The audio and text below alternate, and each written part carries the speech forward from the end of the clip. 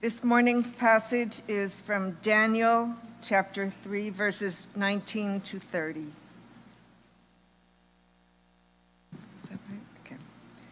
Then Nebuchadnezzar was so filled with rage against Shadrach, Meshach, and Abednego that his face was distorted. He ordered the furnace heated up 7 times more than was customary, and ordered some of the strongest guards in his army to bind and throw them into the furnace of blazing fire.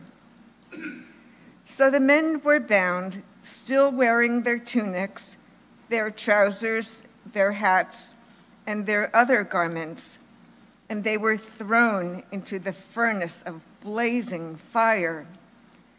Because the king's command was urgent, and the furnace was so overheated, the raging flames killed the guards who lifted Shadrach, Meshach, and Abednego.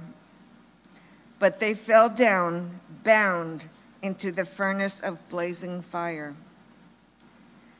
Then the king was astonished and rose up quickly.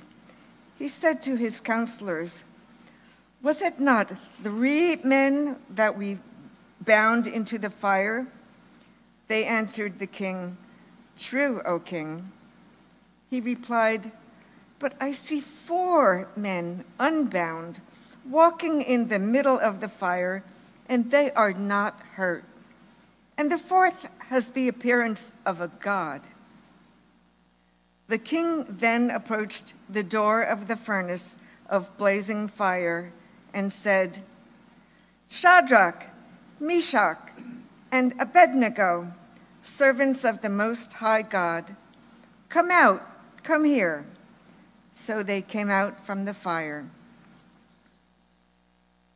And the satraps, the prefects, the governors, and the king's counselors gathered together and saw that the fire had not had any power over the bodies of those men.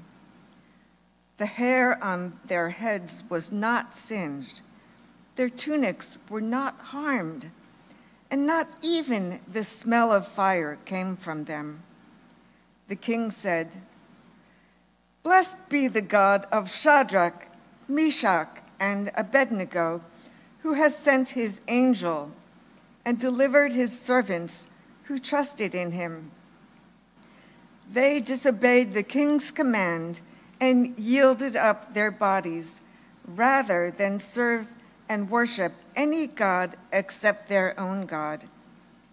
Therefore, I make a decree. Any people, nation, or language that utters blasphemy against their God shall be torn limb from limb, and their houses laid in ruins, for there is no other God who is able to deliver in this way." Then the king promoted them in the province of Babylon.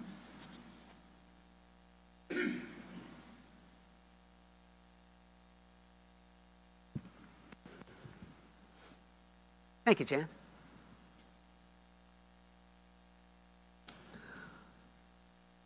This coming Friday marks the 9th anniversary of the passing of one of the members of my personal stand-up comedy Mount Rushmore. This coming Friday, August 11th, is the 9th anniversary of the death of Robin Williams. Now, as I'm sure you would have expected and probably remembered at that time, as is always the case when an entertainer passes, every TV story about that passing includes clips of the entertainer's work. In the case of Robin Williams, most stories included clips from Mork and Mindy or clips from Good Will Hunting, the movie which Robin Williams won an Academy Award for as Best Supporting Actor. And then, of course, clips of some of his most well-known comedy bits. Occasionally, this clip one of my all-time favorites. We only have the audio of it, but it's a clip of Robin Williams as Elmer Fudd singing a song written by Bruce Springsteen and made famous by the Pointer Sisters called Fire. And if you don't know it, maybe you do, you'll recognize the beginning piano part. Go ahead, Renee. This is Elmer Fudd. Sing Bruce Springsteen.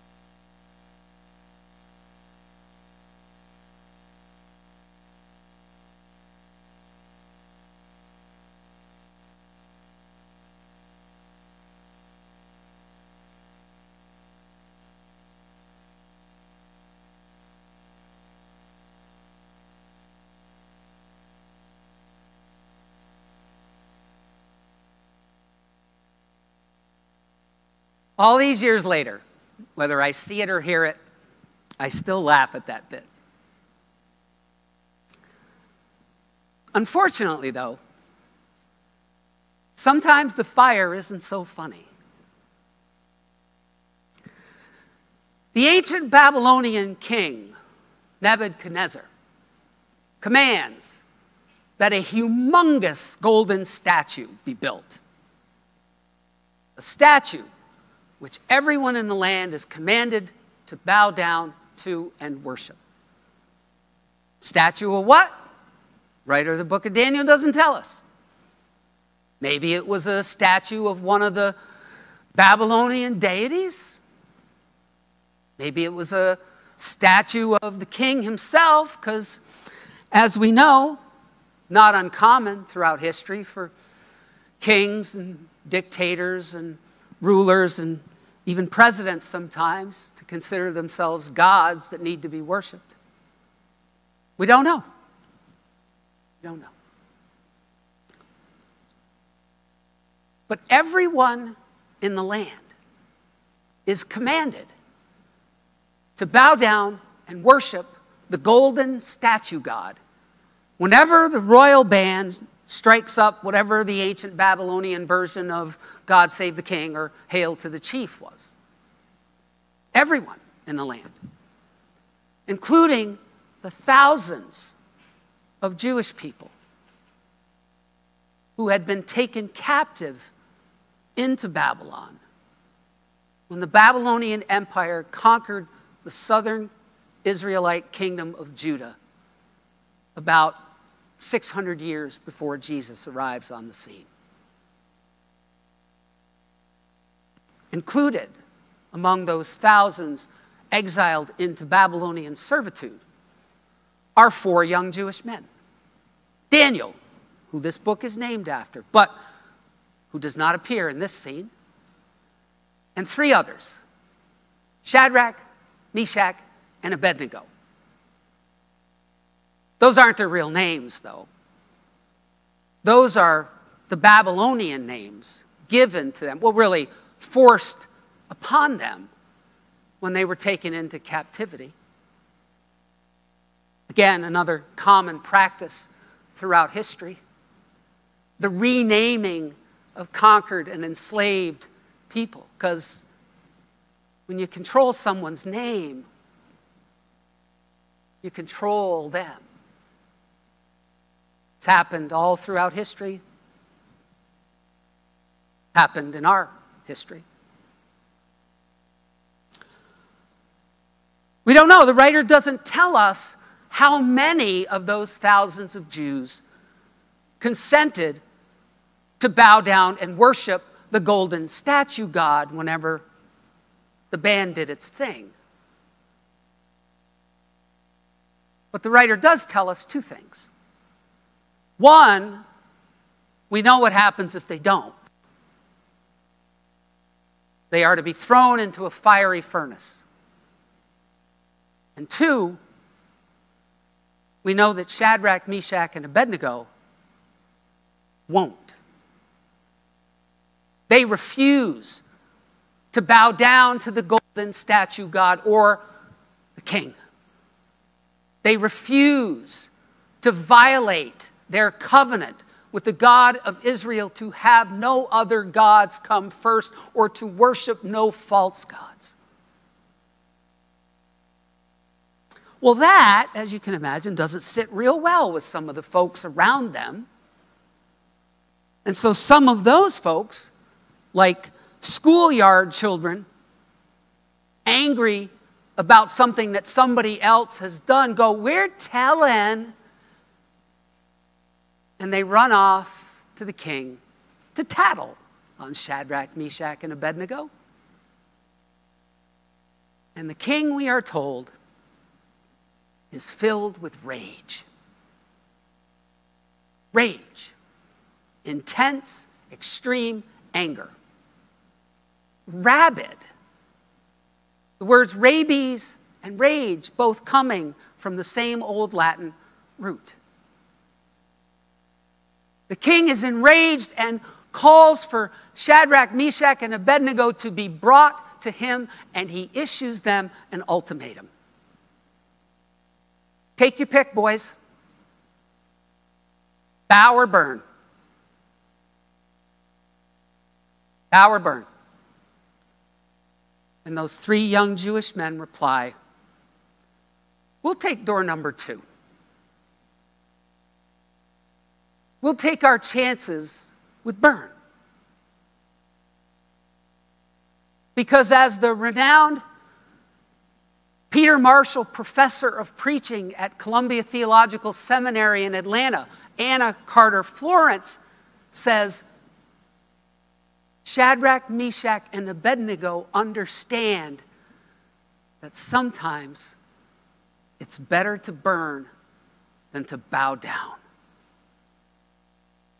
It's better to burn than to bow down. And what Carter Florence means by that is that Shadrach, Meshach, and Abednego understand that while they can't be certain that their bodies will die in the fire, can't be certain whether God will or won't deliver them from it,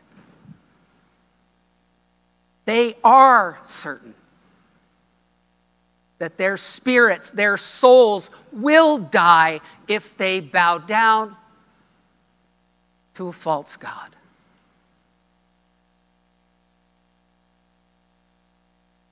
Shadrach, Meshach, and Abednego refuse to bow down to the king or the golden statue god. And Nebuchadnezzar is even more enraged. He commands that the furnace be heated up 7 times more than normal. 7, as we know, one of those biblical numbers that signifies completeness. In other words, the furnace is heated up to the max before Shadrach, Meshach, and Abednego are thrown into it. All because they refuse to bow down. Bow down to the golden statue god. Bow down to the king. Or bow down to the king's real God. His rage. I wonder if rather than that golden statue being of a Babylonian deity or being of the king himself, that it was instead just a statue of a big old furnace or a flame. Because in this story, it sure seems as if Nebuchadnezzar's real God is his rage. He seems to love being enraged so much that it becomes an object of worship for him. His true God. Just as I wonder sometimes if rage isn't or hasn't become one of our gods. Our national, cultural, and societal gods in this time. Now, don't get me wrong. Let me be real clear. There are plenty of things in our nation, our culture, our society to be intensely angry about. Our never-ending struggle with injustice, our treatment of the least vulnerable, the ramifications of climate change, a political system and leaders who seem to be so completely divorced from any sense of good. Plenty of reasons. And that kind of intense anger, that kind of moral outrage serves a purpose. It can help us to become aware of, to recognize that there are some things that should be unacceptable for a good society, for good people. It can help move us to try to act, to do something to make things better. But,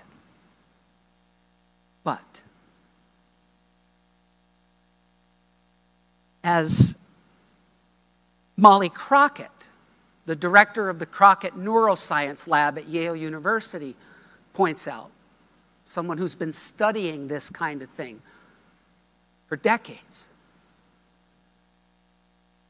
because rage, that kind of anger, is so deeply connected to our neurological pleasure centers, it can also make us feel really, really good. And therein, to borrow the common misquotation of Shakespeare, lies the rub. Crockett says that because rage is so connected to our neurological pleasure centers, over time, it can become an addiction. Can lead us to a place where we need more and more of it to function. Need to find more and more reasons to feel it. It can lead us to a place where we become equally enraged at things that are not objectively of the same severity. It can lead us to a place where we lose perspective and self-control to the point where we become completely justified or feel we are completely justified in inflicting harm on others, on those who do not believe what we believe, those who do not think like we think, those who do not vote like we vote, those who do not worship like we worship, those who do not love the way we think everyone should love.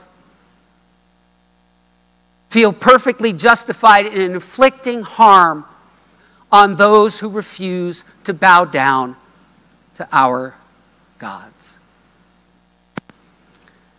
And as Crockett says, the danger, along with all those things, is that that kind of rage eventually consumes everything in its path. Nebuchadnezzar's rage will consume his own soldiers, the ones that he puts in charge of throwing Shadrach, Meshach, and Abednego into the fiery furnace. They are consumed by the king's rage. The king's counselors and government officials are consumed by his rage, either actively consenting to go along with it or looking the other way. And the king himself is consumed by his rage.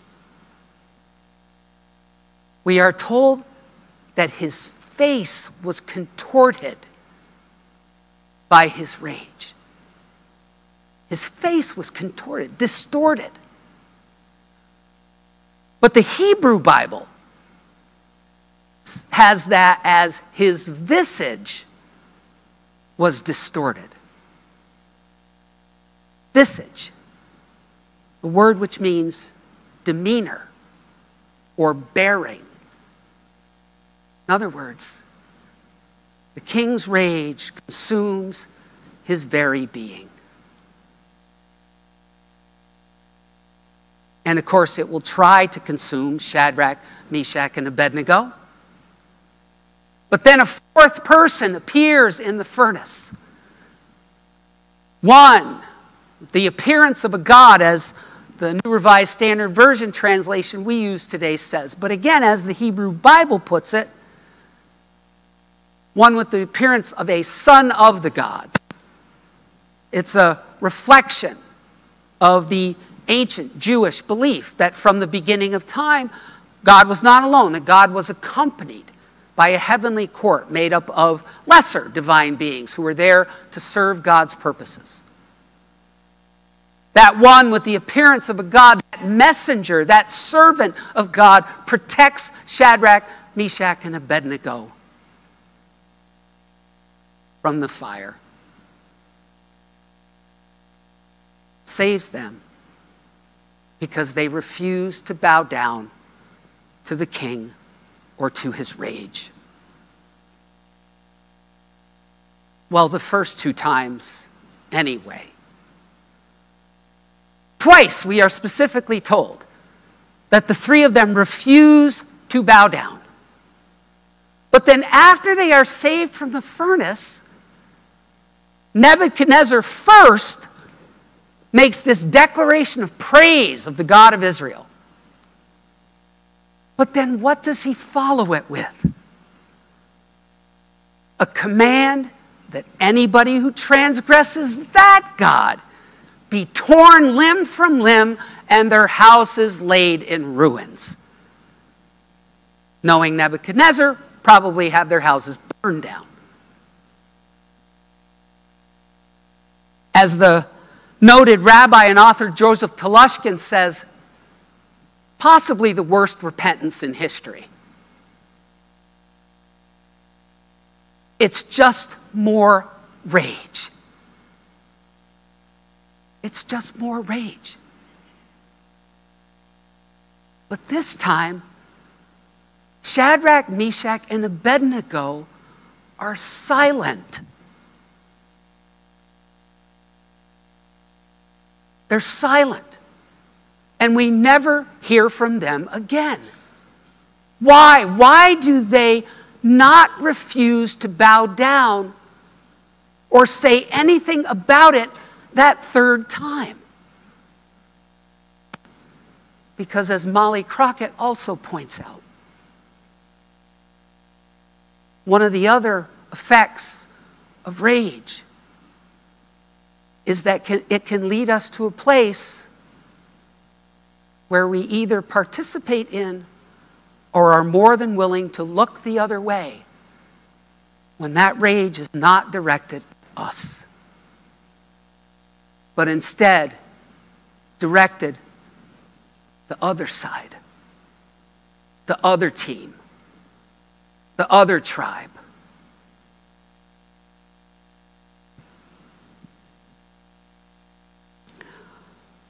A number of scholars believe that the book of Daniel, particularly this part of the book of Daniel, was written as satire. They point to the over-the-top language and imagery that we saw in this passage. They point to the constant repetition of the characters' names. They point to the repetition of the names of all those musical instruments in the band. They point to the repetition of all the names of the pieces in Shadrach, Meshach, and Abednego's wardrobes. Hey, all of those are characteristic of ancient forms of satire, of, in a humorous way, poking at, being critical of something. In this case, the harmful ramifications of worshiping kings and false gods.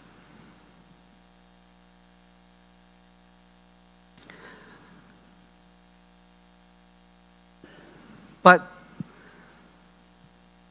our worshiping of rage in this time, in our nation, in our culture, in our society, it's not satire. It's not satire. And unlike Robin Williams as Elmer Fudd singing a Bruce Springsteen written song called Fire,